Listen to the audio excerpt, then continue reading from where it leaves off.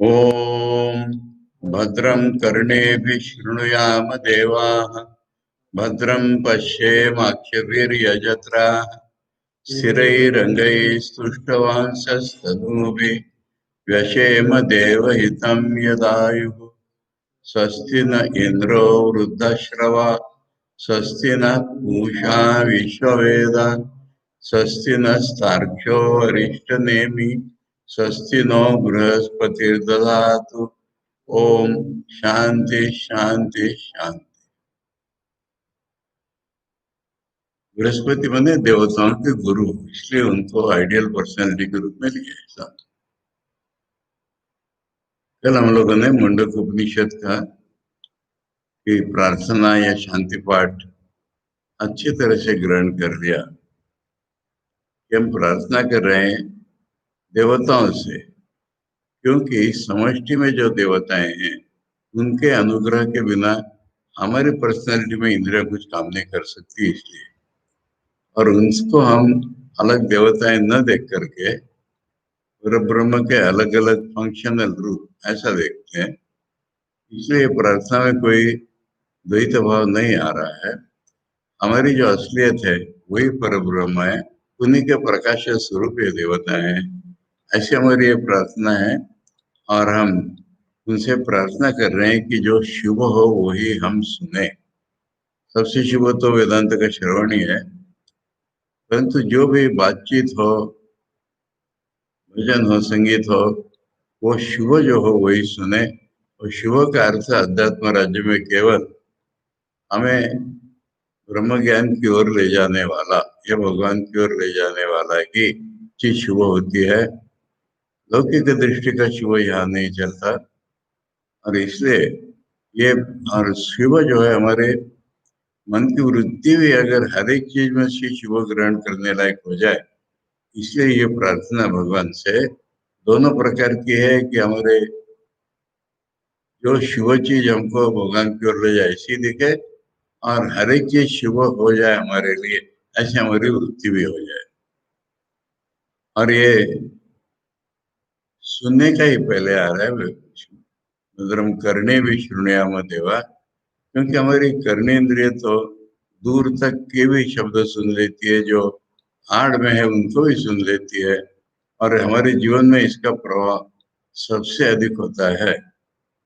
सबसे अधिक कैसे होता है? हम बचपन से जब बढ़ते हैं आगे, तो माता पिता बातचीत से तो हमको सिखाते रहते हैं, और स्कूल में जाते हैं तो टीचर लोग सिखाते, वो तो बातचीत से ही सुनते हैं हम। और वेदांत का भी श्रवण करते हैं, वो भी श्रवण इंद्रिय है। तो इसलिए ये ही सबसे प्रभावी इंद्रिय हमारे जीवन में, इसलिए प्रार्थना पहले ही इसकी है।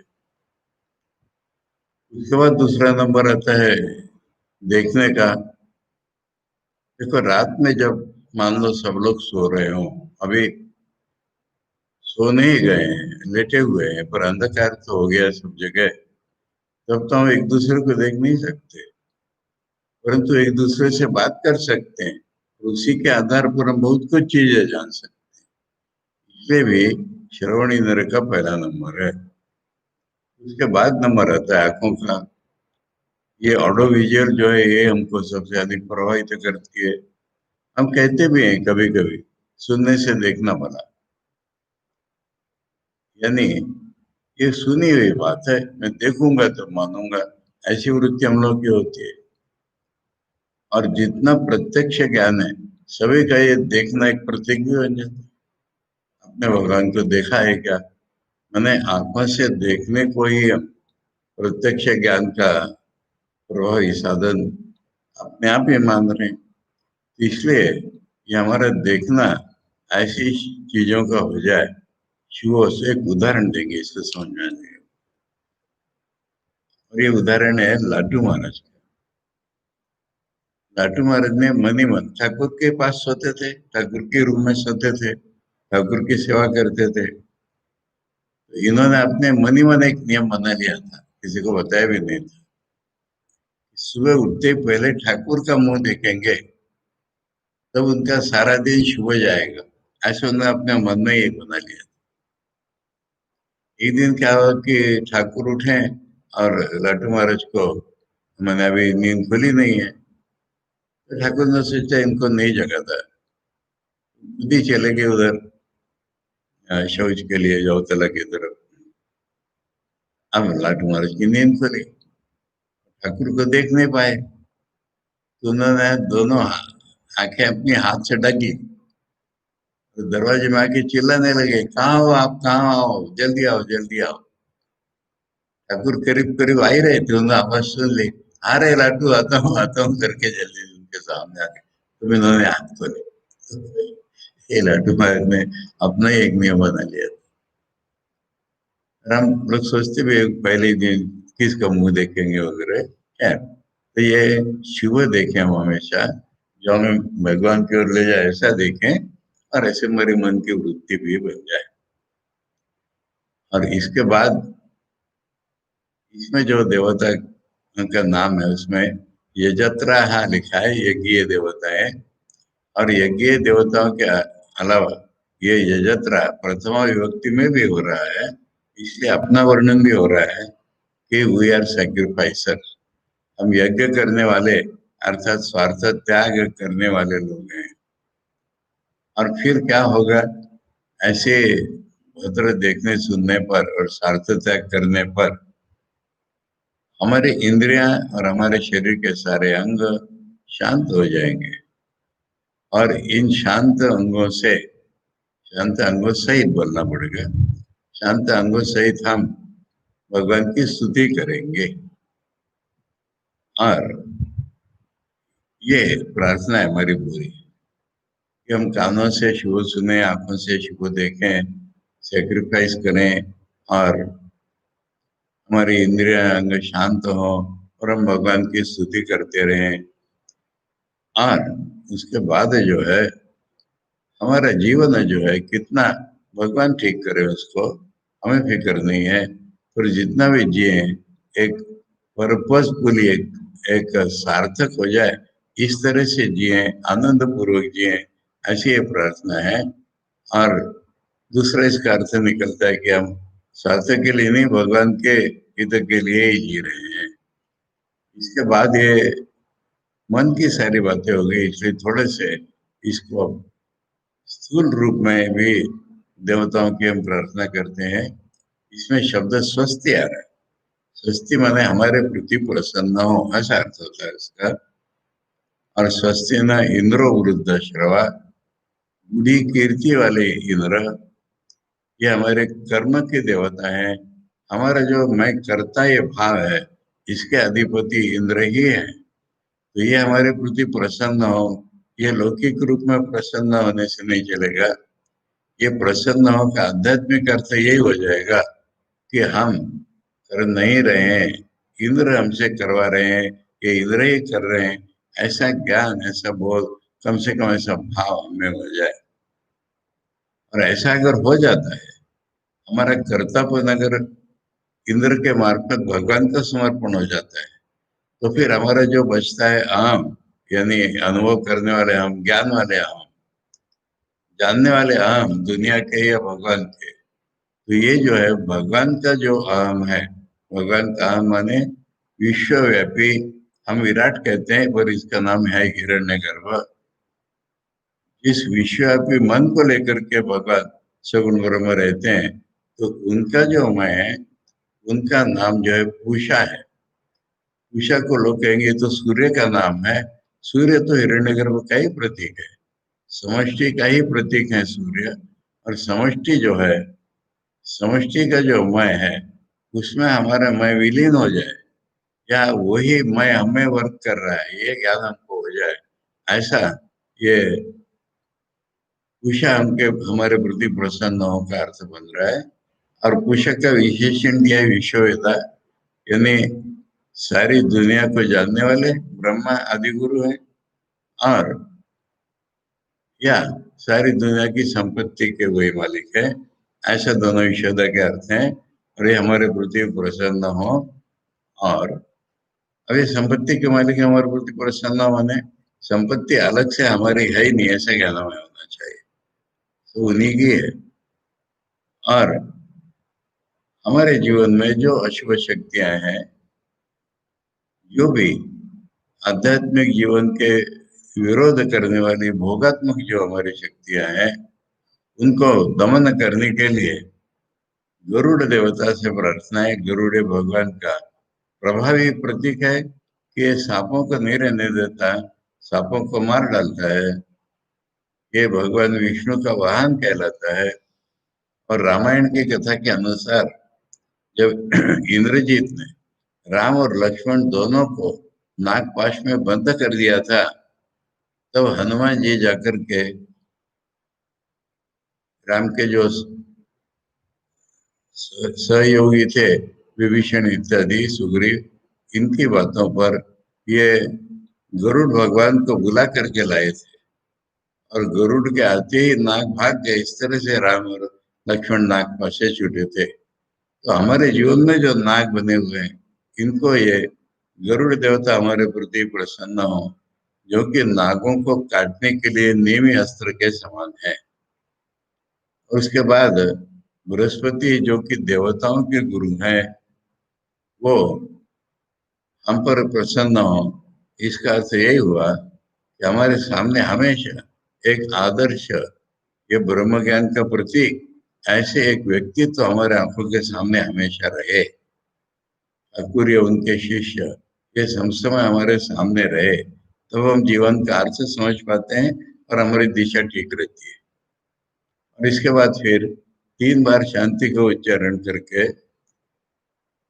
आध्यात्मिक, हमारे शरीर मन के कारण जो अशांति बनती है, वो उसके बावजूद हम अपनी साधना में लगे रहें। और बाहर जो है नेचर और प्राणी और आदमी, इनसे भी जो अशांति बनती है, उसके बावजूद भी हम आध्यात्मिक मार्ग पर टिके रहें। और जो सुपर नेचुरल दैवी आपत्ति संपत्ति आ जाती है, वो भी, उसको भी हम बचा सके, उसमें भी हम भगवान की आराधना करते रहें। ऐसी प्रार्थना कल हम लोगों ने पढ़ी थी। अब इसके बाद जब हम उपनिषद खोलते हैं, तो हमारे पास सब समय आता है पहले शंकराचार्य का भाष्य।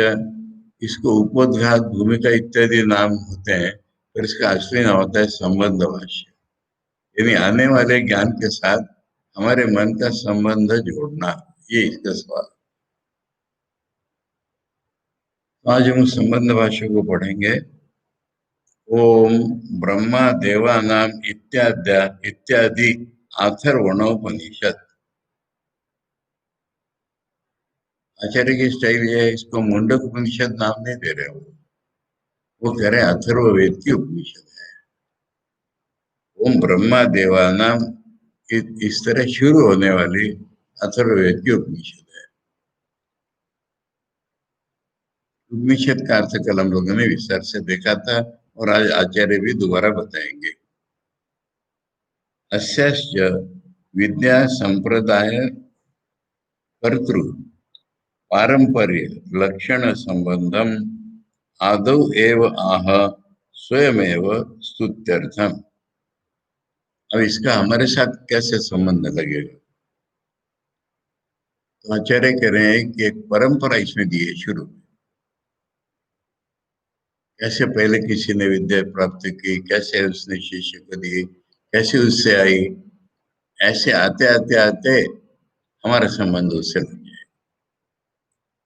इसलिए ये जो संबंध है विद्या का हमसे, ये शुरू में ही इस उपनिषद ने ही हमको बता दिया।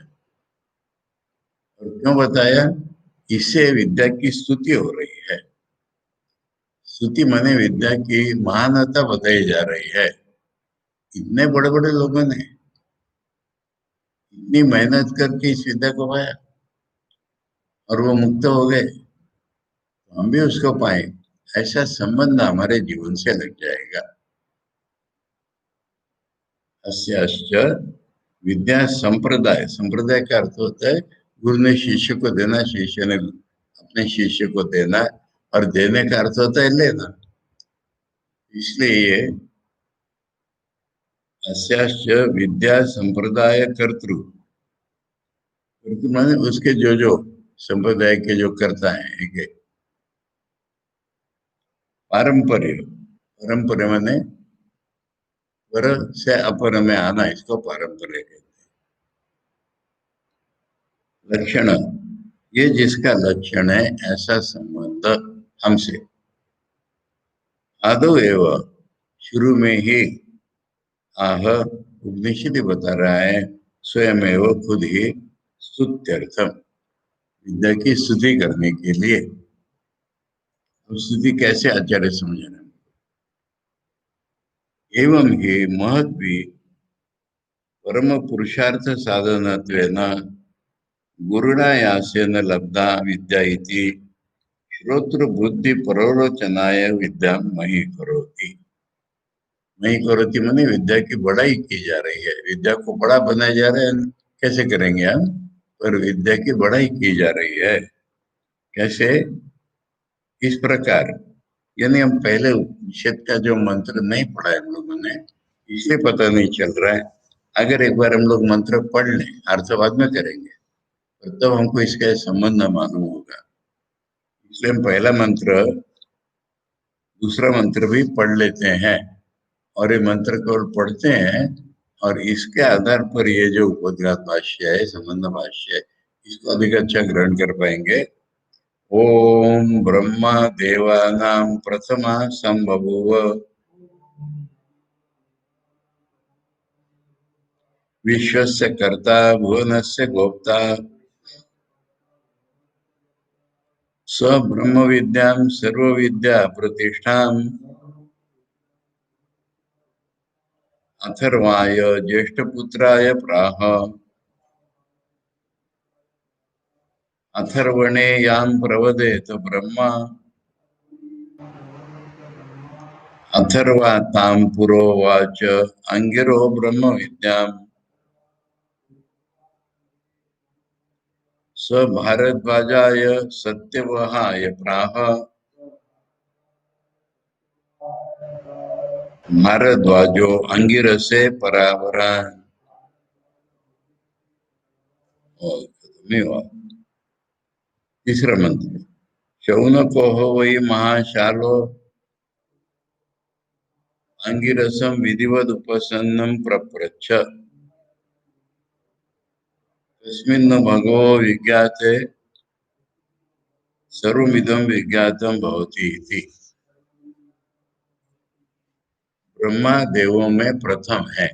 प्रथमा संभव ऐसे नहीं पढ़ते इसको, ब्रह्मा देवानाम प्रथमा, मामा सेमिकोलन कुछ भी लगाओ, उसके बाद संभव। और ब्रह्मा कैसा? विश्व से कर्ता भुवन से गोप्ता, यानी ब्रह्मा विष्णु महेश ऐसी कल्पना उपनिषदों में नहीं होती। जो मन लेकर के सृष्टि करते हैं वो ब्रह्मा, और वही जगत का पालन करते हुए ध्वंस करते हैं। इसलिए ब्रह्मा ही, और ब्रह्मा भी देव है, यानी चैतन्य है, समष्टि चैतन्य। और ये देवता जो है ये भी समष्टि चैतन्य है। अर्थ बाद में करेंगे, वो फिर सुन ही लेते हैं। इनमें ब्रह्मा श्रेष्ठ है। ऐसे ब्रह्मा ये आदि गुरु माने जाते हैं। वेदांत संप्रदाय में आदि गुरु ब्रह्मा माने जाते हैं। ब्रह्मा का गुरु कौन? ब्रह्मा स्वयं हुआ। ब्रह्मा समष्टि मन को लेकर के रहने के कारण उनको ज्ञान है। बताने के लिए ऐसा बताते हैं श्वेत उपनिषद में कि जो भगवान है निर्गुण पर ब्रह्म, उनसे पहले ब्रह्मा उत्पन्न हुए, और ब्रह्मा उत्पन्न होते होते उनको ज्ञान आ गया, ज्ञान दे दिया गया। तो इन्होंने जो ब्रह्म विद्या जो है वो सर्व विद्या की प्रतिष्ठा, उनका बड़ा बेटा जो था, अब ब्रह्मा का बड़ा बेटा मैंने क्या होगा? दुनिया बनाते समय जो पहला आदमी बना होगा वो ब्रह्मा का बड़ा बेटा हो गया। वो उसका नाम था अथर्व। अथर्व को ब्रह्मा ने विद्या दे दी। तो मनुष्य में तो अथर्व ही प्रधान हुआ ना, इसलिए अथर्ववेद कहलाया है। और अथर्व ने ब्रह्मा से जो सीखा था वो उसने अंगी नाम के ऋषि को दिया।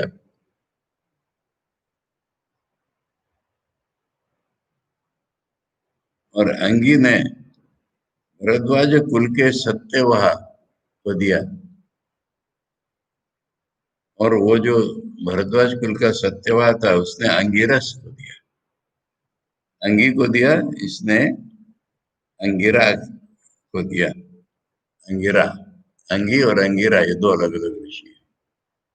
तो अंगिरा ऋषि को दिया, और शौनक जो कि महागृहस्थ थे वो अंगिरस से पूछने गए और उन्होंने विद्या प्राप्त कर ली। ये कनेक्शन है। तो हम कोई भी अपने गुरु के पास जाकर के विद्या प्राप्त करते हैं, ऐसा पूरा संबंध हमसे लगता है। इसको उन्होंने बताया कि दोबारा संबंध भाष्य में आ रहे हैं, एवं ही महद्भी परम पुरुषार्थ साधनत्वेन गुरुणा यासेन लब्धा विद्या। परम पुरुषार्थ, चार पुरुषार्थ होते हैं, यानी आदमी के कवेटेबल चीजें, आदमी जिसको प्राप्त करने के लिए कोशिश करता रहता है, वर्दी चीजें ऐसी चार होती हैं। सबसे पहले धर्म। धर्म यहाँ पर राइट कॉन्डक्ट इस अर्थ में आएगा, मॉरलिटी के अर्थ में आएगा। ये हमारे में पक्के कर दी जाती थी ब्रह्मचर्य काल में।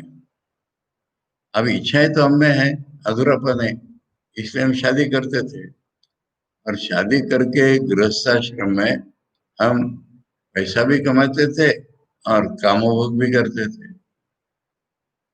परंतु ये दोनों धर्म के आधार पर करना चाहिए, राइचस कॉन्डक्ट के आधार पर करना चाहिए। इसमें संघर्ष उत्पन्न होता था, और संघर्ष उत्पन्न होके, जैसे शौनक का हुआ है, संघर्ष उत्पन्न होकर के हमें ज्ञान स्फुरा जगती थी, और तब जो है हम मोक्ष के लिए कोशिश करते थे। तो इसलिए मोक्ष के लिए कोशिश करने के लिए जो इवोल्यूशन है, उसके स्टेप्स हैं बाकी के पुरुषार्थ। तो रियल पुरुषार्थ नहीं हुए, परंतु टेम्परली तो मैंने वो पुरुषार्थ सबको लगते तो हैं पुरुषार्थ, तो उसको सही तरह से प्राप्त किया जाए, फिर मोक्ष की कामना जगती है, पूर्णत्व की इच्छा जगती है। तो मोक्ष या पूर्णत्व प्राप्ति को परम पुरुषार्थ कहा गया। अब इस परम पुरुषार्थ का जो साधन है, क्या है साधन? ब्रह्म विद्या। अगर ब्रह्म विद्या हमें प्राप्त होती है, ब्रह्म संबंधी विद्या हमें प्राप्त होती है, तो फिर हम परम पुरुषार्थ हमारा प्राप्त कर लेते हैं। अब ये आसानी से नहीं होती है। गुरुणा आयास है न, आयास माने श्रम, गुरुणा माने प्रचंड, बड़े बड़े श्रम के साथ इन्होंने ये विद्या प्राप्त की। जो श्लोक में इसने उसको दी, इसने उसको दी, आचार्य उसमें ये अर्थ देख रहे, ऐसे देने से नहीं बनता है। अत्यंत प्रयत्न पूर्वक साधना करके ये कमाई जाती है विद्या। उदाहरण चाहिए आप लोगों को, ठाकुर की महासमाधि के बाद ये लोग बरानगर मठ में इतनी तीव्र साधना में लगे थे कि स्वामी जी कह रहे हैं, किसी ने पूछा था भूतों के घर में कैसे रखते थे, भूतों के डर नहीं लगता था? स्वामी जी कह रहे हमारी कठोर साधना था कि भूत डर के भाग जाएगा, इतनी कठोर साधना में लगे हुए थे। और विजय कृष्ण गोस्वामी ये जानते थे कि राखाल महाराज को, ब्रह्मानंद स्वामी जी को ठाकुर तो अपनी संतान ही मानते थे, तो राजा महाराज से कह रहे कि आपको इतनी साधना क्यों करनी पड़ रही है, ठाकुर ने तो आपको सब कुछ दे दिया है। तो ब्रह्मानंद स्वामी ने कहा, ठाकुर ने इतना दिया है कि उसको आयत्त करने के लिए हमें साधना करनी पड़ती है। ये संबंध यहाँ पर लग रहा है। देने से नहीं होता, उसको अपना बनाना पड़ता है। आयत्त करना माने अपना बनाना, एसिमिलेट करना, और आयत्त करने के लिए उतनी ही कड़ी साधना करनी पड़ती है, क्योंकि ठाकुर ने इतना सारा दे दिया। ये यहाँ पर ये जो कहा जा रहा है, इसने उसको दिया, इसने उसको दिया, उसमें आचार्य को यही अर्थ प्रतीत हो रहा है कि कितनी कठोर साधना करके उन्होंने कमा लिया था वो।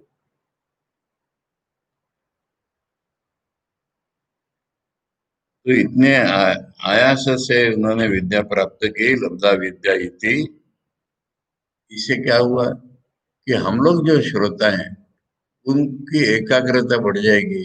उनको पता चलेगा कि विद्या की वैल्यू कितनी होती है, कैसे बड़े बड़े लोगों ने उसको परम पुरुषार्थ के साधन जान करके बड़े कैली मेहनत से पाया। ऐसा श्रोत्र बुद्धि प्ररोचनाय मयि कर विद्या मयि करोति। विद्या की बढ़ाई की जा रही है श्रोता की बुद्धि को उस तरफ डायरेक्ट करने के लिए, उसमें वो इच्छा तीव्र जगाने के लिए विद्या की प्राप्ति की। ये प्ररोचन शब्द का अर्थ हुआ। अब ये तो एक कनेक्शन हो गया, मैंने ब्रह्मा से लेकर के हमारे तक ऐसी विद्या आ गई, ये संबंध होता है। अब जो असली संबंध है, यानी अनुबंधों में हम लोगों ने देखी थी चार चीजें।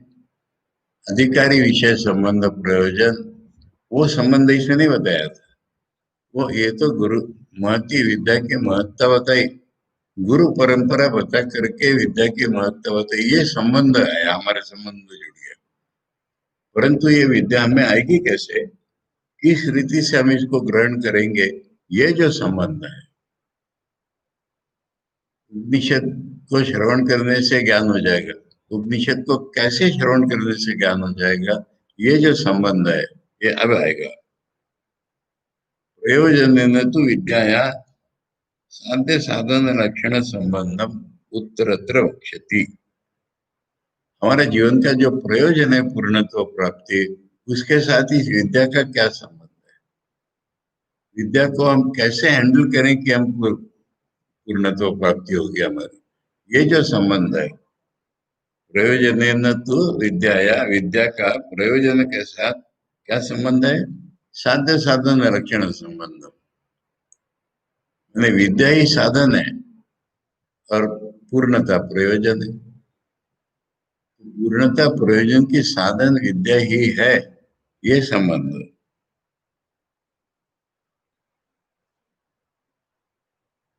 उत्तर अत्र वक्ष्यति, यानी इसी उपनिषद में बाद में बताया जाएगा। इसमें तू आया इसलिए कि दो प्रकार के संबंध अलग, वो तो परंपरा से संबंध हमारे में जोड़ दिया गया विद्या की महत्ता बता के प्रवचन करने के लिए, किंतु इस विद्या का हमारे प्रयोजन से क्या संबंध है वो बाद में बताएंगे यहाँ पर, कि साध्य साधन लक्षण संबंध है। ये विद्या ही साधन है कि जिसका साधन करने से, अब देखो यहाँ पर क्या महत्व की बात बताई जा रही है। लोग पूछेंगे विद्या तो बता दी, केनोपनिषद में सुना था, बाद में उपनिषद तो नहीं बताया, साधना तो बताई ही नहीं। ये विद्या का जो कल्चर है, विद्या का अर्थ होता है ज्ञान का कल्चर करना, ज्ञान अपने में आत्मसात करना धीरे धीरे। तो ये जो है यही तो साधन है, और क्या साधन। ज्ञान मार्ग के पथिक को श्रवण मनन निदर्शन छोड़कर क्या साधना करें।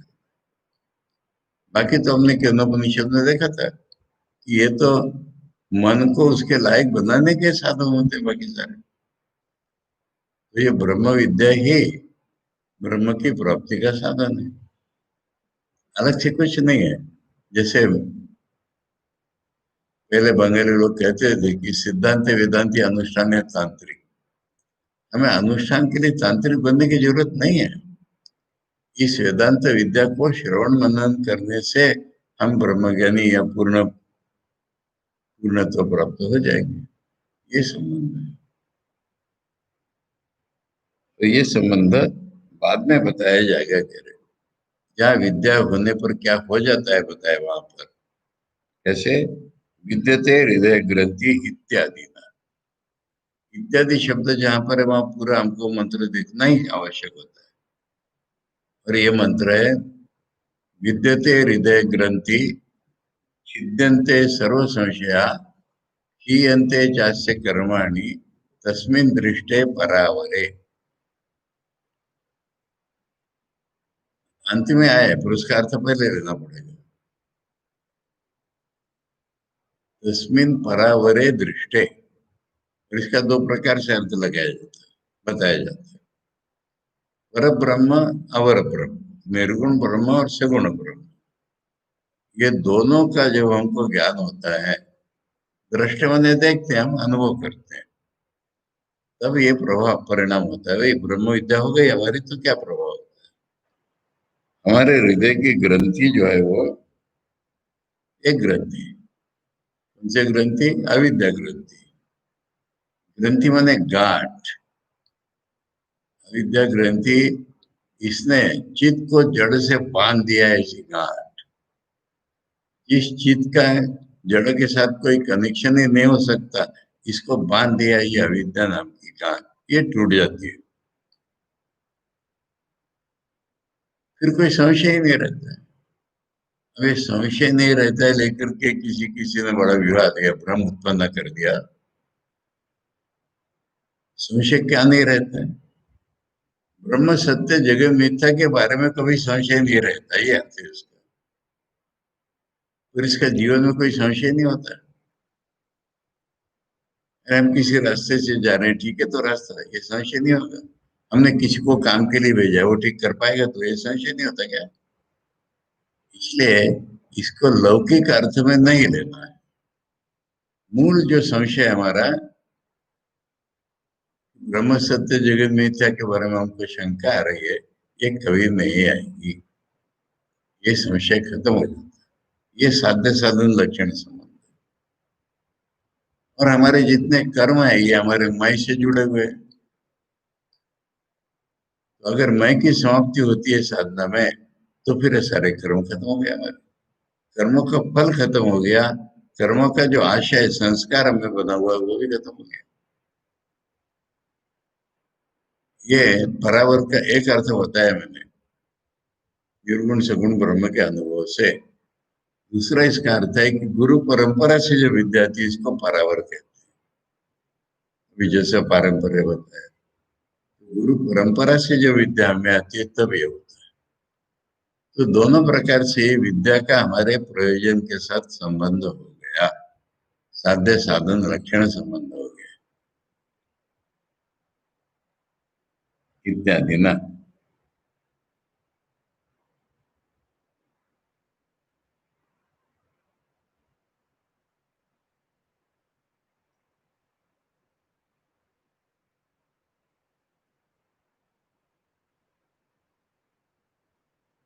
अब ये बाद में, यानी साधना की समाप्ति का जहाँ वर्णन आएगा वहां तो संबंध बता दिया, तो शुरू में भी बता रहे हैं। शुरू में ऐसा बता रहे, अत्रच, अत्रच माने यहाँ शुरू में, अपर शब्द वाच्यायाम ऋग्वेद आदि लक्षणायाम विधि प्रतिषेध मात्र परायाम विद्यायाम संसार कारण अविद्यादि दोष निवर्तकत्व नास्ति इति। शुरू में ऐसा बताया जाएगा कि ऋग्वेद आदि लक्षण, यानी सारे वेद, सारे वेदांग, सारी विद्या, इसको अपरा विद्या बताया जाएगा। और अपरा विद्या का अर्थ साइंस मत करो, अपरा विद्या का अर्थ धर्म। अपरा विद्या का अर्थ जिसमें विषय विषय विभाग है, जो हमको कर्मों में प्रवृत्त करती है या गलत कर्मों से रोकती है, उसको अपरा विद्या कहा जाता है। विधि प्रतिषेध मात्र पराया, मात्र ऐसा करो और ऐसा मत करो, इतना ही बताने वाली ये विद्या है।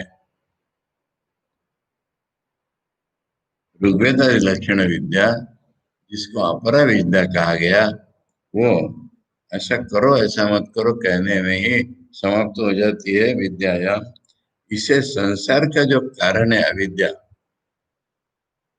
अविद्या आदि दोष, यानी अविद्या से हमें कामना उत्पन्न होती है, कामना उत्पन्न होने से हम कर्म करते हैं, कर्म से फल पाते हैं, संस्कार बनते हैं, ये संसार का कारण हो गया। अविद्या दोष संसार के कारण हो गए, उनको हटाने का सामर्थ्य ये ऐसा करो ऐसा न करो वाली विद्या में नहीं है।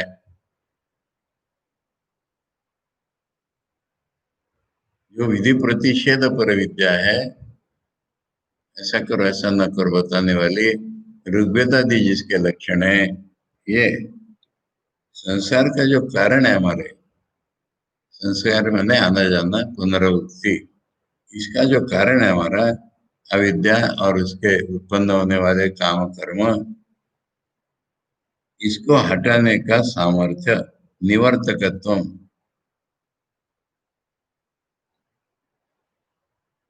निवर्तन करने का सामर्थ्य जोड़ लो। निवर्तक माने निवर्तन करने वाली नहीं है ये अविद्या नाम की विद्या, ये इसका निवर्तन करने वाली नहीं है। स्वयं वो उक्त्वा, ऐसा उपनिषद हमको बता देगा। और परापर विद्या भेद करण पूर्वकम, ये मुंडक उपनिषद की विशेषता है। और इसलिए मुंडक उपनिषद बिगिनर्स के लिए बड़ी अच्छी है कि शुरू में इसमें परापर विद्या का भेद किया जाता है। यानी जितना ज्ञान है दुनिया का, साइंस का छोड़ दो, वेदों का, वो अपरा विद्या है, उससे कुछ बनने नहीं वाला। परा विद्या क्या होती है इसमें बताया जाएगा कि जिसमें सब्जेक्ट ऑब्जेक्ट भेद रहित विद्या वो परा विद्या है। जिसमें ज्ञाता जानने की चीज को जान करके फिर कर्म करता है, ऐसा जिसमें नहीं है, ज्ञाता स्वयं को जानता है, ऐसी विद्या है। तो इसमें परापर विद्या का भेद करने के बाद अविद्यायाम अंतरे वर्तमान इत्यादि ना, ये जो है ना इत्यादि ना, इसको जोड़ते जाना पड़ेगा।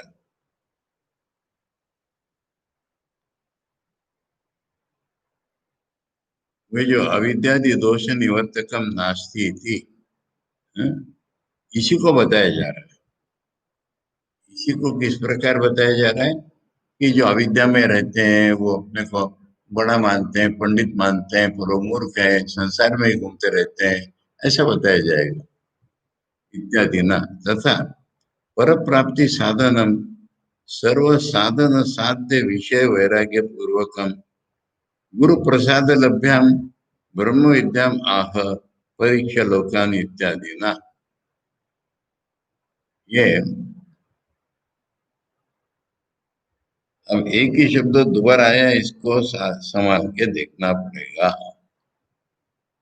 ये विद्या को बताया गया है कि ब्रह्म प्राप्ति का साधन, साध्य साधन लक्षण संबंध होता है। अब दोबारा ये साध्य साधन शब्द आ रहा है, तो इसका अर्थ बिल्कुल अलग है। इसका अर्थ यह है कि हम कुछ करके कुछ पाएंगे, ये साध्य साधन है। जो ये अपरा विद्या का लक्षण है, ये दुनिया है, इसमें हम कुछ करके कुछ पाते हैं, कर्म करके उसका फल पाते हैं। और इसके बारे में वैराग्य उत्पन्न होना चाहिए। सर्व साध्य साधन विषय वैराग्य पूर्वक, साध्य साधन के जितने विषय, वो सारे के सारे के बारे में हमारे वैराग्य हो जाना चाहिए, हमें नहीं चाहिए। इन्हीं पराविद्या के ये बताया जा रहा है।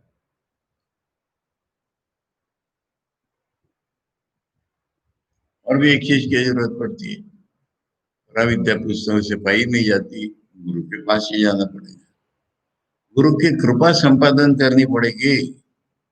गुरु प्रसाद लभ्याम,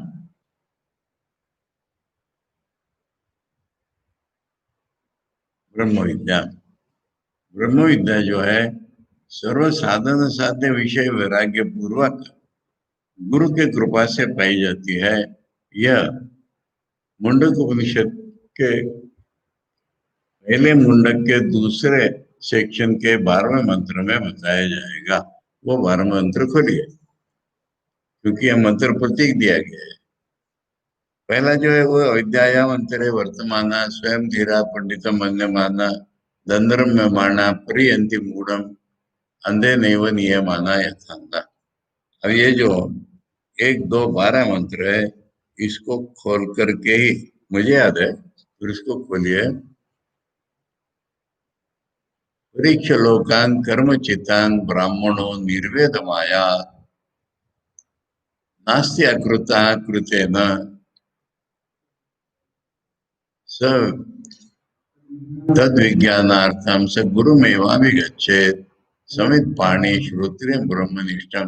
मैं याद में इसलिए नहीं रुका था, वो शब्द अधूरा है, वहां जोड़ना पड़ता है। नास्ति अकृता कृतेन किम स्यात्,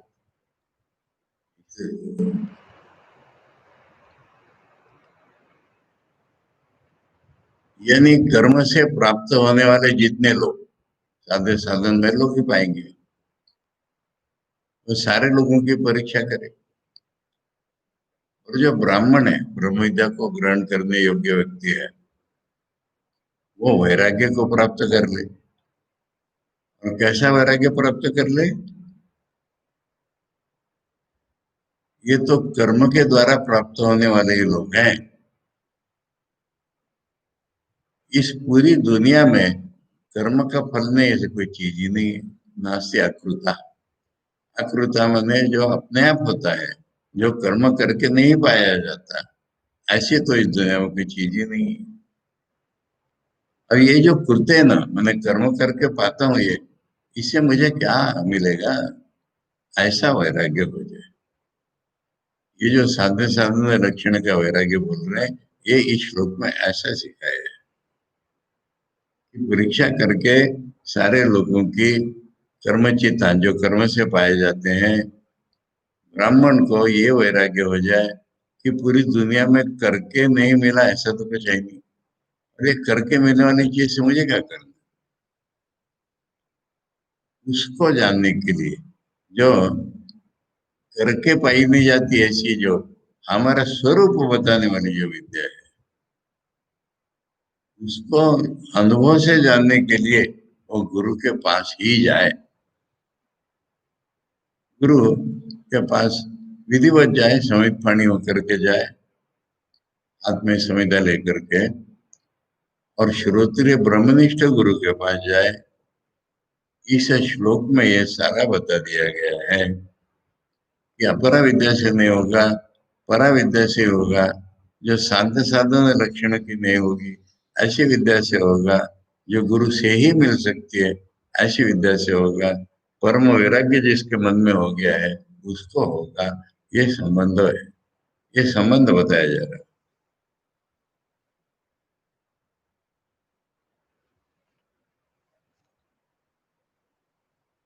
इत्यादि ना। तो इतनी सब बात पूरी संबंध की बताई, पहली बात इम्पोर्टेंट। अधिकारी विषय प्रयोजन के पहले संबंध से ही शुरू किया। अब बता रहे प्रयोजन क्या है? प्रयोजनम च असकृत प्रवृत्ति। प्रयोजन तो इस उपनिषद में बार बार बताया गया है। कैसे बताया है? ब्रह्म वेद ब्रह्म युव भवती। ब्रह्म को जानेगा तो ब्रह्म ही हो जाएगा। ब्रह्म ही हो जाना यह प्रयोजन है। इति परामृता परिमुच्यंति सर्वे इति च। दो शब्दों में प्रयोजन बता रहे हैं। पहला बता रहे हैं ब्रह्म ही हो जाएगा, ये प्रयोजन है। और दूसरा प्रयोजन बता रहे हैं कि ये अमृत हो जाएगा, फिर शरीर छूटने पर भी अमृत ही रहेगा। परा अमृता यानी पर जो अमृत है वो पाएगा। और फिर परिमुच्यंती सर्वे, शरीर छूटने पर भी वो मुक्त ही रहेगा। ये प्रयोजन, यानी प्रयोजन को हम लोग कहते हैं पूर्णत्व प्राप्ति या मुक्ति। यहाँ पे बोला है ब्रह्म ही हो जाना या मुक्ति, ये प्रयोजन बताया।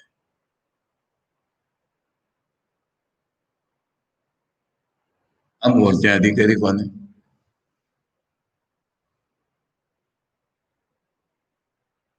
ज्ञान मात्र यद्यपि सर्वाश्रमीणाम अधिकार।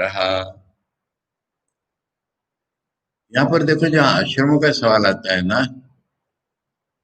यहाँ उस समय की प्रथा के अनुसार शंकराचार्य के मन में कैटेगरी है। गृहस्थ कर्म करता है, सन्यासी ज्ञान के लिए साधना करता है। तभी हमको ये समझ में आएगा ये भाष्य का भाव। तो यहाँ पर कह रहे हैं कि ज्ञान मात्र में, ज्ञान यहाँ पर मात्र माने क्या हो गया, जानकारी। ज्ञान मात्र माने खाली जानकारी, इंफॉर्मेशन। यद्यपि सर्वाश्रमीणाम अधिकार, इसमें तो कोई भी आश्रम वाला हो, ब्रह्मचर्य गृहस्थ वानप्रस्थ, पुस्तक पढ़ करके गुरु से सुन करके जानकारी तो पाई लगे। तथापि किंतु बात यह है कि जो ब्रह्म विद्या है वो जब संन्यास निष्ठ जब हो जाती है तभी। इस वाक्य को पढ़ने पहले, ज्ञान मात्र यद्यपि सर्वाश्रमीणाम अधिकारा तथापि संन्यास निष्ठा एव ब्रह्म विद्या मोक्ष साधनम न कर्म सहिता इति ब्रह्मचर्यां चरन्ता संन्यास योगात इति च ब्रुवन् दर्शयति। अभी आचार्य मुंडकोपनिषद में बाहर नहीं जाकर के वहीं से अधिकारी विषय संबंध प्रयोजन बता रहे हैं पूरा। तो यहाँ पर कह रहे हैं कि संन्यास निष्ठा ये किसका विशेषण है, विद्या का। जो विद्या संन्यास निष्ठ होती है, मैंने वो विद्या सन्यासी द्वारा ही प्राप्त की जाती है, ये संन्यास निष्ठ हो।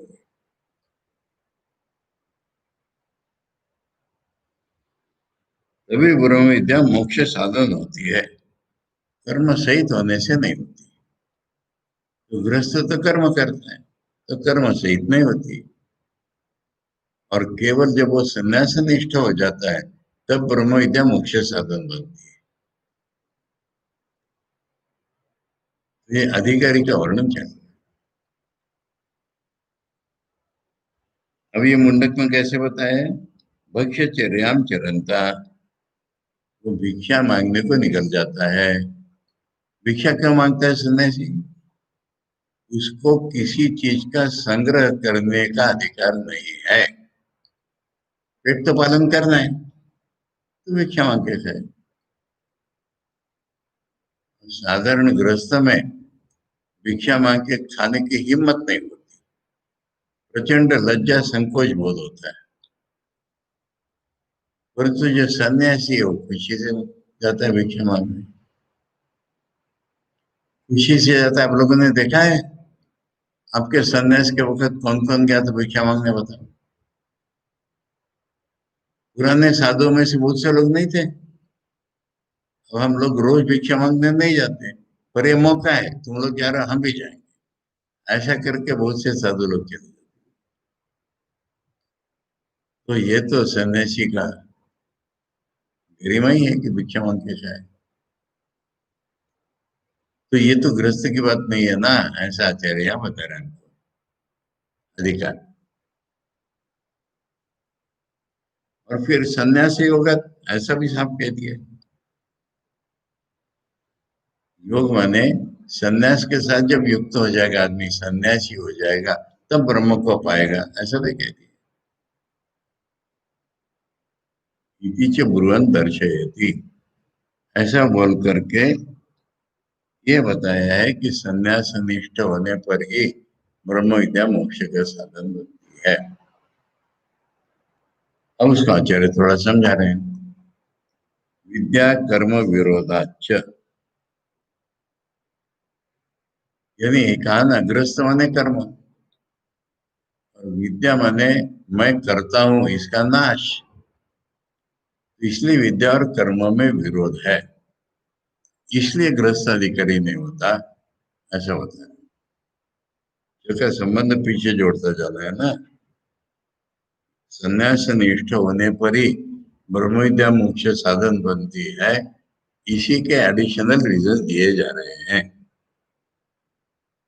विद्या और कर्मों में विरोध होने के कारण, विरोधात्मने के कारण। अभी आचार्य की स्टाइल में चल रहा है कि एक सेंटेंस में या एक शब्द में बता करके फिर उसको स्पष्टीकरण। हेतु क्या बताया, विद्या कर्म का विरोध है, बस हम उसका समझ रहे हैं। नहीं ब्रह्मात्मैकत्व दर्शनेन सह कर्म स्वप्ने भी संपादयितुम शक्यम। विद्या क्या है, ब्रह्मात्मैकत्व दर्शन, ब्रह्म और आत्मा, हम जिसको अपनी रियलिटी मानते हैं और सारी जगत की रियलिटी, ये अलग नहीं है। यही तो विद्या है। अब ऐसे दर्शन यानी ऐसा अनुभव अगर हमको हो गया, तो हम कर्म जो है स्वप्न में भी नहीं कर सकेंगे।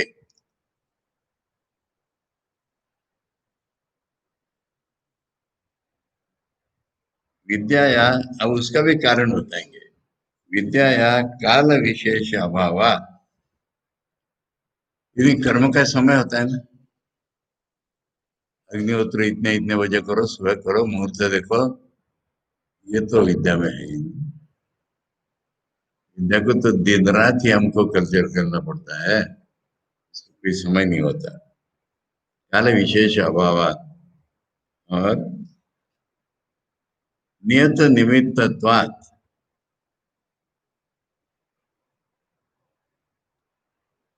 अनियत निमित्तत्वात्, अमुक कारण से विद्या उत्पन्न हुई ऐसा ही नहीं है। हमारा स्वरूप है वो प्रकट हुआ, कब कैसे हो जाएगा नहीं पता।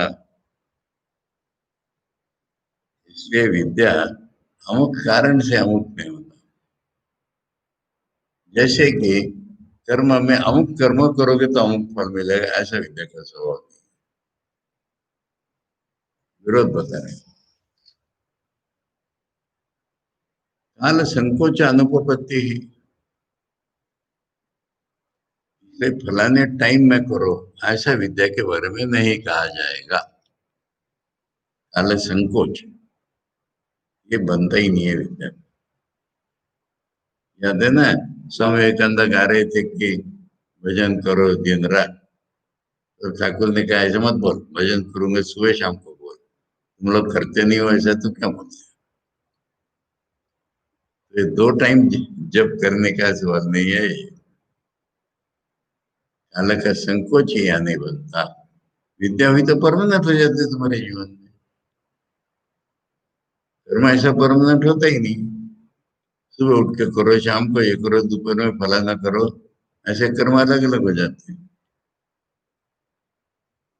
अब कह रहे हैं आपका कहना ये तो ठीक है, परंतु हमने तो गृहस्थों में भी देखा है, आचार्य बनते हैं गृहस्थ, जनक महर्षि हैं, अजात शत्रु राजा हैं, तो ऐसे भी तो हमने देखा है।